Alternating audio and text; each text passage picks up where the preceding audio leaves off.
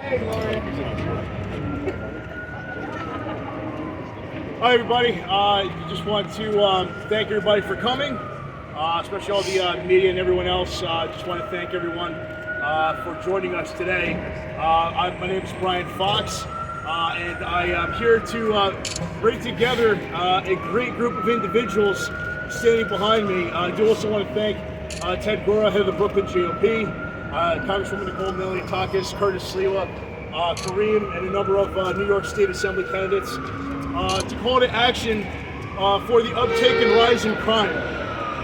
Unfortunately, we have several current elected officials that have done absolutely nothing with the recent uptake in crime. And the individuals standing behind me stand proud shoulder to shoulder with them to combat the uptick in crime. And we need to come together as all candidates, whether you're elected officials or not. Excuse me. Sorry about that, guys. Whether you're elected officials or not, whether you're running for the first time or not, we all together need to come together and make sure that we have the unified message, which is making sure that we have individuals that will stand with the NYPD and back the local law enforcement and push back against bail reform and push back against qualified immunity. I also put blame on the DA's office and the judicial system for failing to prosecute. But myself and Curtis Sliwa have been talking for a number of weeks regarding what we can do in the neighborhood on a local level with the Guardian Angels and increase their presence with what has happened over the last couple of weeks. And with that said, I will kick it off to Curtis Sliwa.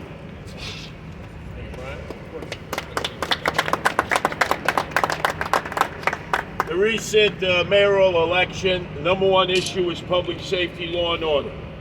It trickled down into all the elected offices that were up for battle.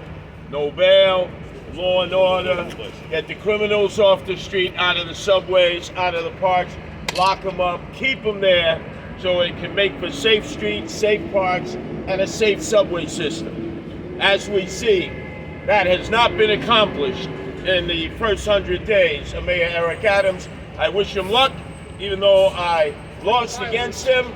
But if we can get control of the public safety issue, the city can return. The city has not returned since the lockdown and pandemic of March of 2020. In fact, in many instances, when it comes to public safety, it's gotten worse. Crime in the subways has escalated. You saw what happened just down the road, 36th Street, Sunset Park. Who could have ever imagined that happening in this area of the city? It's unfathomable. And that was just a few weeks ago.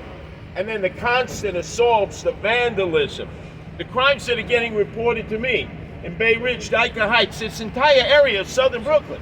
It's not what we're used to with the Guardian Angels for 43 years. It's not the kind of neighborhood that you would normally see the Guardian Angels except for a visit. So other than complain about the rising crime, I intend on at least contributing to resolving the problem for the residents of Bay Ridge and Dyker Heights and even up in Sunset Park. And the key to that is getting more boots on the ground. So starting Wednesday, the Guardian Angels are prioritizing this area to meet with the merchants, go door to door, meet with the residents, ride the subways on the R train, which may be the worst subway line in the city in terms of service and getting you there on time. And now it is filled with crime also. So other than just complaining about a situation, as you can see, I brought some of our Guardian Angels with us here today. Come Wednesday, the take back of the streets, the take back of the subways, the take back of the neighborhoods, and the pursuit of the quality of life that was always synonymous with Bay Ridge and Dyker Heights is going to take place with the presence of the Guardian Angels working in combination with the police and other existing community organizations.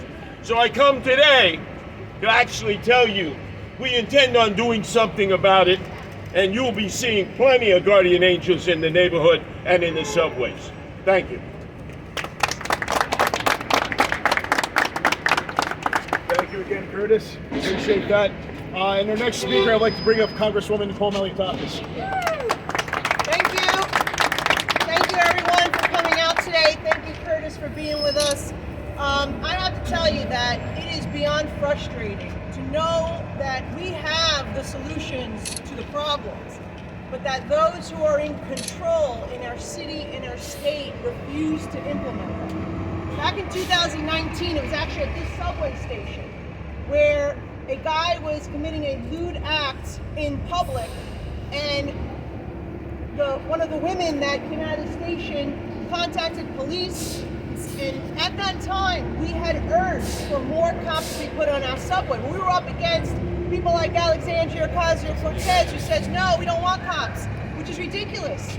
It's absolutely ridiculous. We need more police officers, and not only do we need more officers, we need them to be allowed to do their job. And that is why we're here today. My colleagues and I recently called for 6,000 more cops to be hired and put on our streets. But it's not enough to just put cops on the subways, as the mayor says he intends to do. It is about giving them the tools and the resources to do their job. What good is it if we've got cops that make an arrest and a person is out the very same day before their shift is over? That's what the radical bail law passed in Albany in 2019 did. And it's disgraceful. And we're seeing how crime has skyrocketed since. If you go look at the statistics from the NYPD, you will see how crime has increased year after year since it took effect in January 1st, 2020. And right here in Bay Ridge, in Brooklyn South, we're seeing every single category of crime increasing. Every single one. I just pulled up the CompStat. Murder is up 27%. Rape is up 20%. Robbery is up 67%. Felony assault is up 17%. Burglary is up 37%. Grand larceny is up 63%. Shootings are up 14%. Auto thefts up 56%. And transit crimes are up 115%. 115%. So yes, we need more cops on our subways, Alexandria Ocasio-Cortez. We also need, Governor Hochul, for you to fix the bail law so when the cops make an arrest, the person actually stays in jail instead of being released back onto the street to commit more crimes. And also, Councilman Justin Brannan, we need to fully fund our NYPD. The fact that he moved to cut $1 billion from their budget a couple of years ago is a disgrace to this community. So, with that said, I also want to point out, our community of Southern Brooklyn is actually a relatively safe community, nonetheless of seeing all these stats. But the crime increases that we've seen of late, it is outpacing the percentage increases throughout the city of New York on multiple categories: murder, rape, robbery, grand larceny, transit crimes, and hate crimes. We're outpacing the rest of the city in terms of percentage increases.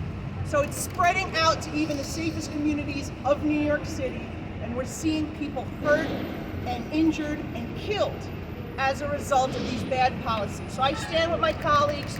So once again, I hope Hochul looked at the poll numbers today.